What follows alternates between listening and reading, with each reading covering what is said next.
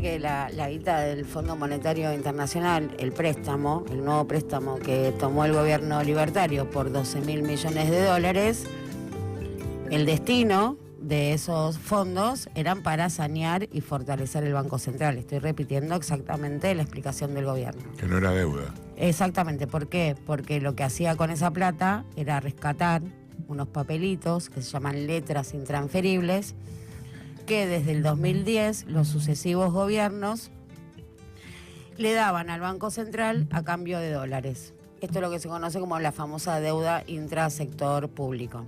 Digo, a ver, los dólares del Banco Central, que tiene el Banco Central, para que los use, ¿quién son? ¿No? Es una pregunta válida. El mecanismo para que los use el sector público nacional es que el sector público nacional le dé a cambio de esos dólares estas letras intransferibles.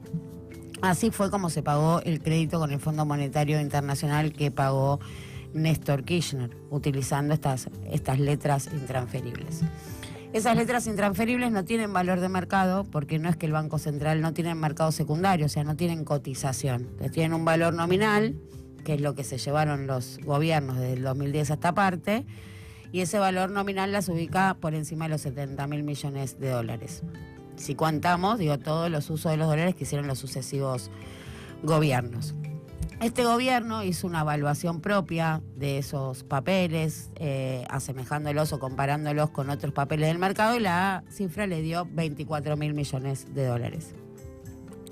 Lo que dice el gobierno, bueno, estos 12.000 van a rescatar parte de estas letras y con eso vamos a sanear mucho este pasivo que tiene el Banco Central por los dólares que usaron los diferentes gobiernos. Ahora bien, ¿por qué hablamos de maniobra fraudulenta? Porque escucha esta. ¿Qué pasó? Contame despacito, te lo pido por favor. Este gobierno no solo que emitió letras intransferibles, Lo que dijo que no iba a hacer. lo que viene a rescatar, Claro. previo al acuerdo con el Fondo Monetario Sí. Internacional, pero uno podría decir, bueno, necesitaba hacerse de dólares para pagar vencimientos, para compromisos, sino que emitió ayer letras intransferibles.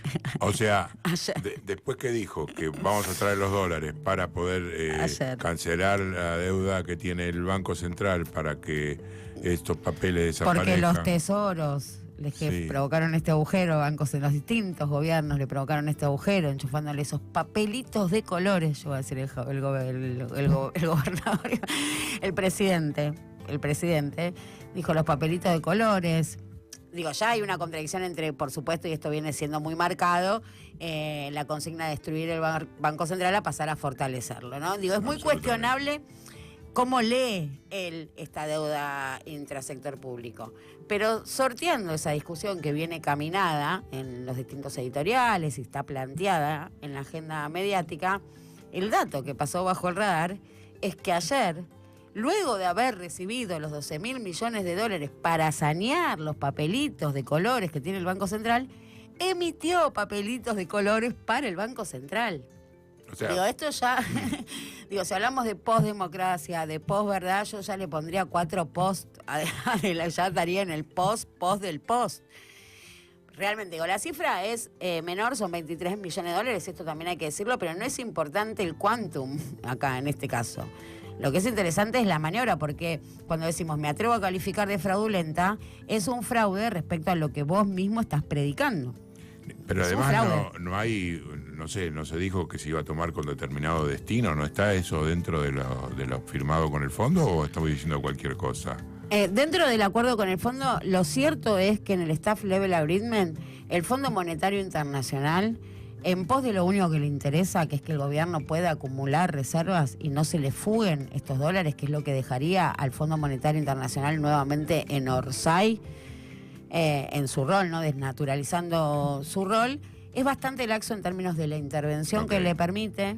Esto de la intervención en el Fondo Monetario Internacional le permite comprar dólares incluso entre las bandas y no refiere directamente a la cuestión del destino de los dólares porque lo que dice es fortalecer las reservas, no dice sanear los títulos que responden a letras intransferibles. Estas son las letras intransferibles, se llaman así el instrumento que el Tesoro le da al Banco Central para tomar esos dólares. Que una vez más preguntémonos, ¿para quién son los dólares que junta el Banco Central? El FMI quiere que esos dólares sean para ellos.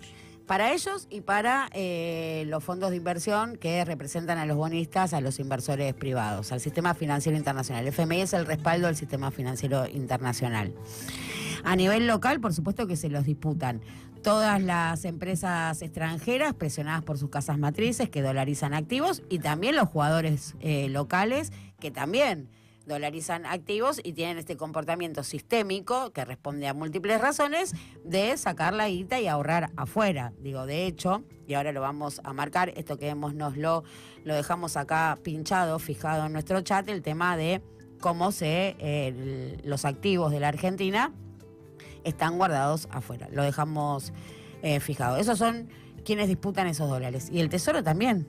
Digo, el Tesoro también disputa esos dólares. Y el mecanismo que tiene el Tesoro para apropiarse de esos dólares es a partir de letras intransferibles. El sector público nacional también tiene otras herramientas, por supuesto las regalías, las retenciones, lo que capta de la única vía de entrada de dólares genuinos, que es el comercio exterior. Dicho esto, pasamos al otro evento que por supuesto baila, pertenece a la misma coreografía, que es el desembarco del equipo económico en Washington. Allí están presentes Toto Caputo, Santiago Bausili, presidente del Banco Central, y el secretario de Finanzas, Pablo Quirno, y el chileno Daza. Esa es una comitiva, esos fueron por su lado. Y por el otro lado fue Sturze con Patricia Bullrich. La agenda es así: Quirno va a un evento del Banco Interamericano de Desarrollo. Daza tiene Santiago Bausili, el presidente del Banco Central, participa de una mesa con el chileno Rodrigo Valdés, que es el que corrió, Javier Miller, sí, el comunista. Rodrigo Valdés comparte mesa con Bausili, esa va a estar muy interesante. Fíjate vos que el que se sienta en la mesa de Cristalina, porque todo esto es en el marco de la asamblea anual que hacen el Fondo Monetario Internacional y el Banco Mundial, que hacen 2 por año, una en primavera y otra en septiembre. Esta es primavera y después está la de septiembre. Que el que se sienta en la mesa o en el panel que va a dar Cristalina es Sturze. Eso es un dato a tomar nota. ¿Futuro, sí, para hacer futurología? Digo, hoy es dato que en el panel donde está la titular del Fondo Monetario Internacional, el que se sienta es Federico Sturzenegger. Bullrich va a participar de un panel de la necesidad de fortalecer los sistemas de seguridad. ¿Y Caputo qué? Caputo, la actividad central de Caputo es la reunión que le organiza la JP Morgan, que es uno de los más poderosos bancos de inversión a nivel mundial. Lo que hace la JP Morgan es captar capitales de los ricos del mundo y con esos capitales decide a dónde apostar, ¿no? A qué instrumentos financieros apostar. La JP Morgan viene alentando fuerte el carry trade en Argentina y lo que se vende es, va Toto justamente a vender los beneficios de este negocio, ¿no? Que todos ven que es hasta agosto. Hay un primer deadline, es un negocio rápido, de mucho dinero, venía a hacerla ya, porque es en agosto, esto es lo que también está diciendo la JP Morgan. Pero en paralelo hay un mega vencimiento, paradójicamente el 9 de julio, el Día de la Independencia. Liberation Day. Chiste de la historia, donde vencen ni más ni menos que 4.500 millones de dólares. O sea, más de un tercio de lo que te dio el fondo. O sea, ya emitiste letras intransferibles, ya le cargaste al fondo. Te vencen 4.500 millones el 9 de julio. Digo, no hay que ser un gran matemático para darse cuenta que las cuentas están ajustadas, asfixiadas. Están muy asfixiadas. Como mínimo. Yo diría no cierran, pero viste como es Toto, que siempre te dibuja una, entonces no quiero decir no le cierran, porque siempre hace una para que le cierren, pero... ¿Y cuánto es que compraron en estas letras? ¿Cuánto pusieron? No, 23 millones, es poco. Es poquito. Pero lo que llevan emitido, digo, previo a que llegase el desembolso, llevan emitido casi 4.000 millones, o sea... el 15%, no, menos de 4.000 porque daba el 15% del total del stock de pasivos. O sea, el 15% lo emitió Milei de este saneamiento que tiene que hacer del Banco Central, el 15% le corresponde a él. Así todo, quiero decir que desde este espacio consideramos que las letras intransferibles por parte del Tesoro son un mecanismo de política económica. No es el fraude ese. El fraude es decir que vos trajiste la plata del fondo para limpiar esos papelitos y después enchufarle un papelito. Ese es el fraude. Decir que son papelitos que necesitas endeudarte afuera para cubrir esos papelitos y después emitir un papelito. Eso es realmente el calificativo. Digo, busco calificativos para este tipo de eventos y ya no tengo la palabra descriptiva, porque ya no es ni insólito, ni extravagante, ni excepcional, ni contradictorio, ni paradójico. Excede ya las definiciones que tienen de lenguaje cuando uno entra en el plano de lo irracional, porque es ilógico. Digo, es exactamente lo contrario a lo que estás diciendo. Pero volviendo a la reunión que tiene Caputo y su relación con los vencimientos, porque ¿quién tiene estos papelitos por 4.500 millones de dólares? En este caso son bonos globales y bonares, que vencen ahora el 9 de julio, lo que se llama los tenedores privados, ¿no? Los bonistas. El jubilado de Japón, el obrero, el carpintero de Estados Unidos, cuando lo definían así. Bueno, están capitalizados por estos fondos de inversión que tienen deuda argentina y ya se habla de una reestructuración. Ojo, no es una reestructuración compulsiva, no es que va a venir y decir, che, les reperfiero los bonos, ahora se los voy a pagar así, así, así, y este va a ser el interés. Es una renegociación consensuada. ¿Y qué significa una renegociación consensuada? Mejorar muchísimo las tasas. Que esa deuda se encarezca, porque ¿por qué razón yo no te voy a cobrar a vos un vencimiento y te voy a decir, bueno, no, pagámelo dentro de 3 meses? No, porque sos amigo, porque te gusta la cara. No, porque me vas a decir, che, pero te duplico los intereses o te doy una tasa muy apetecible. Esa es la negociación que está llevando ahora adelante Caputo en Washington. ¿Cómo se va a reestructurar ese vencimiento que es impagable hoy con estas cuentas? Y una vez más, ¿no? Mejorando mucho o seduciendo a estos inversores que ya están diciendo, bueno, con picardía quiero ver la tasa. Yo quiero ver esa tasa.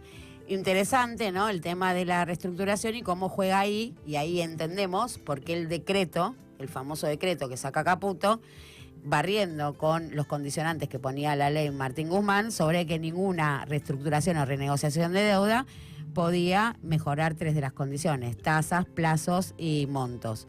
Bueno, acá mejoraría montos, tasas, y ahí tiene el aval de este decreto que justamente barre con esos condicionantes Guzmán para llevar adelante esta negociación. Respecto a los festejos, porque realmente el dólar se está acercando al piso de la banda, en un contexto de suma volatilidad global, allí en ese precio del dólar impacta fuerte el derrumbe del dólar a nivel internacional. De hecho, ayer crecieron las reservas 165 millones de dólares y eso tiene que ver con la revaluación del oro. Digo, las reservas aumentaron porque el oro se disparó.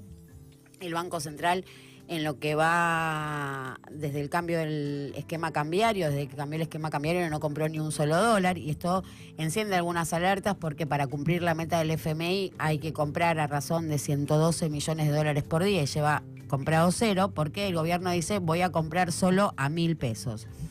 En este sentido, ayer cargó una orden de compra, el dólar mayorista se mueve en un segmento, bajo un sistema de software que se llama Siopel. O sea, cuando vos operás dólar mayorista, cargas en el Siopel una demanda. Entonces decís, yo quiero vender 50 millones de dólares a tanto, y del otro lado te sale la contraparte. Ayer el Banco Central, a última hora, cargó en el Siopel, yo quiero comprar 500 millones de dólares a 1.000 pesos. Hay que ver si ahora tiene una contraparte. Si tiene una contraparte que le va a vender, va a marcarlo. ¿No está negociado eso con antelación? Bueno, ahí sí, ahí está.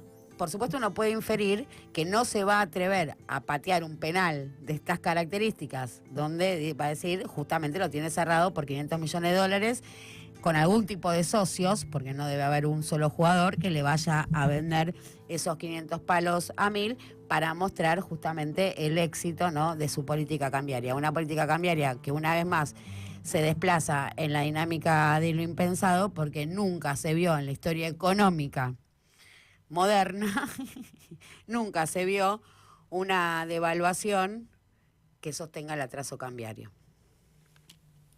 Voces en tu radio. En el 102.